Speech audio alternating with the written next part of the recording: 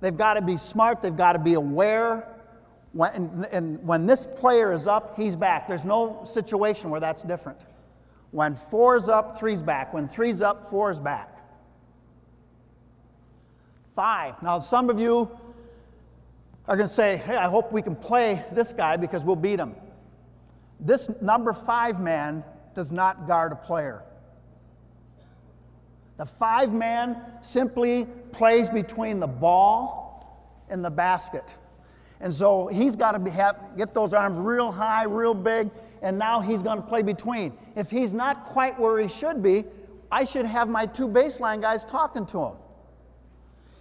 The number 2 spot, you guys don't have, you can put him down, otherwise you're going to get too tired. The number 2 spot, and there's other things that the 5 has to do, but he's got to learn to play in between. Do you know I have players that sometimes they're so off in terms of line, they're sometimes 5 and 6 feet off. You guys have got to help them stay in between, the ball and basket. We're going to take away, there's nobody that's going to drive against us. And that's one of the reasons why I went to this. We play against so much quickness. And I mentioned that I felt at a disadvantage at times because of the quickness. So I was looking for something else, and this is why I went to this.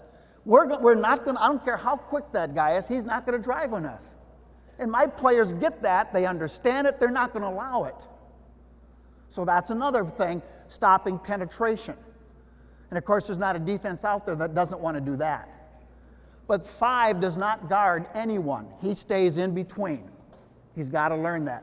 He's got to plug the middle. The biggest player I had there was 6'10", and the smallest when we won a national championship was 6'3".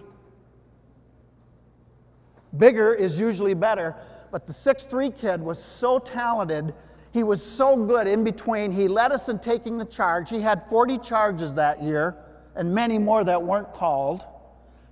Led us in charges, excellent rebounder, and great basketball IQ. How do you win without basketball IQ?